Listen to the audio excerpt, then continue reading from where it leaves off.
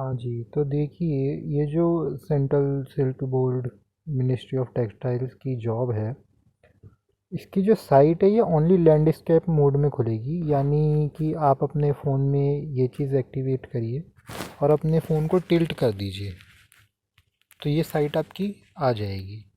ठीक है जी, ये साइट है, आप यहाँ से देख सकते हैं अच्छे से।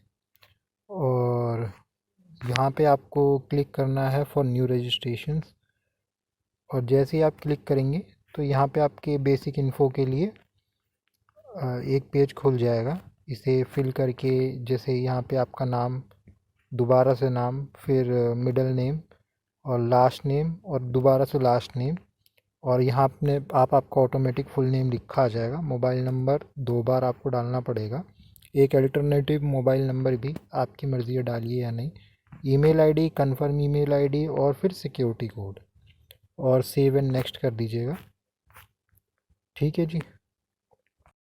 तो जैसे ही आप लोग वहाँ अपना बेसिक इन्फॉर्मेशन भर के आगे बढ़ेंगे, तो ये एक पेज खुल के आएगा जहाँ आपका लिखा है कि भाई आपका रजिस्ट्रेशन हो गया है और आपका पासवर्ड और आपकी आईडी ये है। उसके बाद आपको ये दूसरा पेज जो मिला है, यहाँ पे आपको अपनी फ़ोटो डालनी है, आपके सिग्नेचर डालने हैं और कंफर्म करके यहाँ पे भी बस आपको नेक्स्ट कर देना है। अब यहाँ पे एक मसला है कि ये कह रहे हैं कि फ़ोटो तो ईज़िली अपलोड हो जा रही है, पर सिग्नेचर 10 केबी से 20 केबी के बीच में होना चाहिए। नॉर्मली ये लोग यही मांगते हैं। जैसे आप लोग गवर्नमेंट का या कोई भी नौकरी के लिए फॉर्म भरते होंगे या कॉलेज के लिए भी आपने भरा होगा, तो वो वाला आप साइन यहाँ पे अपलोड कर सकते हैं। तो देखिए, जब आप फ़ोटो सिग्नेचर कंप्लीट कर लेंगे तो बाकी बेसिक डिटेल्स के लिए, यानी क्वालिफ़िकेशन, एक्सपीरियंस वगैरह के लिए आपका फॉर्म खुलेगा। तो इसमें आप किस पोस्ट के लिए भर रहे हैं, आपकी कैटेगरी क्या है, आप किसी डिसेबिलिटी के साथ हैं तो नहीं, तो ये सब तो नो नो नो नो। ये भी एक्चुअली पर्सन विद डिसेबिलिटीज़ के लिए ही है, तो ये भी नो ही रहेगा। ठीक है।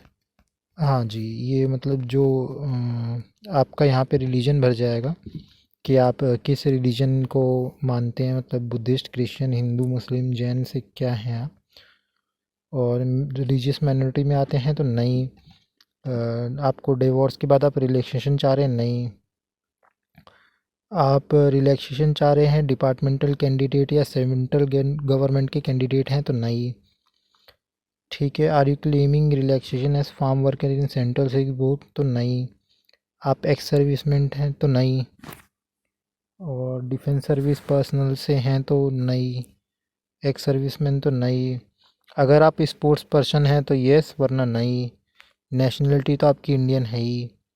और सेंटर, यूटी विच एग्जामिनेशन सेंटर बिलोंग, आप किस स्टेट से हैं, तो जैसे मैं यूपी से, तो मैं यूपी डालूँगा।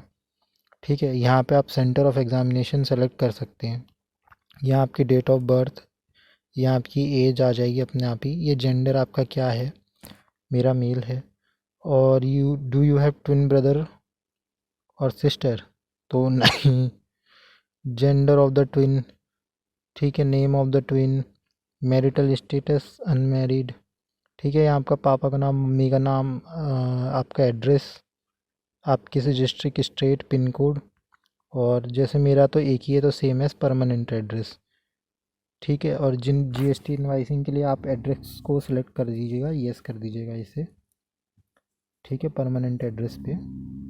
और जो भी आपकी फ़ीस होगी उसके बाद आप यहाँ पे वैलिडेट करके इसे सेव एंड नेक्स्ट कर दीजिएगा। जब आप अपनी डिटेल्स भर लेंगे तो आपको एक नया ऑप्शन मिलेगा क्वालिफ़िकेशन का।